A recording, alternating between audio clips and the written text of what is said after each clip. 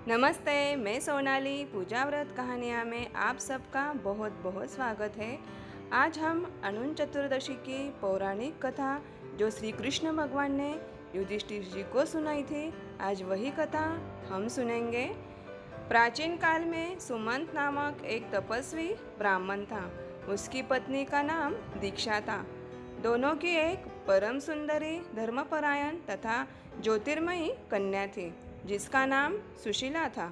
सुशीला बड़ी हुई तो उसकी माता दीक्षा की मृत्यु हो गई। पत्नी के मृत्यु के उपरांत सुमंत ने कर्कशा नामक स्त्री से दूसरा विवाह कर लिया और सुशीला का विवाह ब्राह्मण सुमंत ने कौंडिन्य ऋषि के साथ कर दिया। विदाई के समय कर्कशा ने दामाद को कुछ ईंटें और पत्थरों के टुकड़े बांधकर दे दिए। कौंडिन्य ऋषि अपनी पत्नी को लेकर अपने आश्रम की ओर निकल पड़े। रास्ते में ही शाम ढलने लग गई और ऋषि नदी के किनारे संध्या वंदन करने लगे। इसी दौरान सुशीला ने देखा कि बहुत सारी महिलाएं किसी देवता की पूजा कर रही थी। सुशीला ने महिलाओं से पूछा कि वो किसकी प्रार्थना कर रही है। इस पर उन लोगों ने उन्हें भगवान अनंत की पूजा करने और इस दिन उनका व्रत रखने के महत्व के बारे में बताया। व्रत के महत्व के बारे में सुनने के बाद सुशीला ने उस व्रत का अनुष्ठान किया और 14 गांठों वाला डोरा हाथ में बांधकर ऋषि कौंडिन्य के पास आ गई। कौंडिन्य ऋषि ने सुशीला से डोरे के बारे में पूछा तो उन्होंने सारी बात बता दी। कौंडिन्य ने यह सब कुछ मानने से मना कर दिया और पवित्र धागे को निकालकर अग्नि में डाल दिया। इसके बाद उनकी सारी संपत्ति नष्ट हो गई और वह दुखी रहने लगे। इस दरिद्रता का उन्होंने अपनी पत्नी से कारण पूछा तो सुशीला ने अनंत भगवान का डोरा जलाने की बात कही।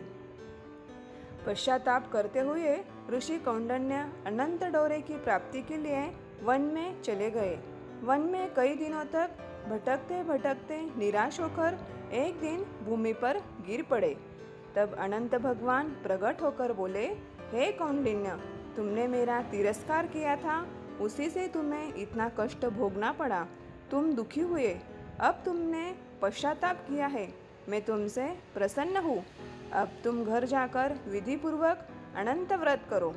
14 वर्षों तक व्रत करने से तुम्हारा दुख दूर हो जाएगा।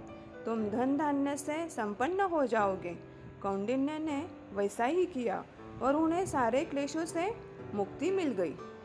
श्री कृष्ण की आज्ञा से युधिष्ठिर ने भी अनंत भगवान का 14 वर्षों तक विधि पूर्वक व्रत किया और इसके प्रभाव से पांडव महाभारत के युद्ध में विजयी हुए।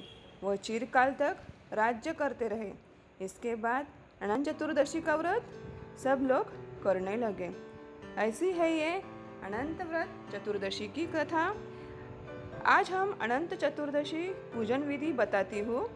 अनंत चतुर्दशी के दिन व्रत सुबह स्नानादि नित्य कर्मों से निवृत्त होकर कलश की स्थापना करें और भगवान विष्णु की तस्वीर सामने रखें। कलश पर कुश से निर्मित अनंत देव की स्थापना की जाती है।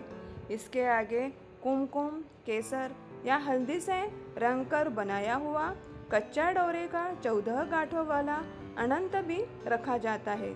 अगर आप खुद अनंत नहीं बना सकते तो बाजार से खरीद कर लेकर आ सकते हैं। इसके बाद अनंत देव की कथा भी सुनी जाती है। मान्यता है कि व्रत रखने के साथ साथ यदि विष्णु सहस्त्रनाम स्तोत्र का पाठ करने वाले की हर मनोकामना पूर्ण होती है। पूजा के अंत में एक बर्तन में दूध, सुपारी और अनंत सूत्र डालकर क्षीर मंथन होता है। इसके बाद आरती की जाती है और अनंत देव का ध्यान करके अनंत सूत्र को पुरुष दाहिने और स्त्रियां बाएं हाथ में बांधती है। ऐसी है ये अनंत व्रत चतुर्दशी की पूजा और कथा। तो भक्त हो, कैसी लगी पूजा और व्रत कथा की माहिती मुझे कमेंट्स बॉक्स में ज़रूर कमेंट्स करके बताइए।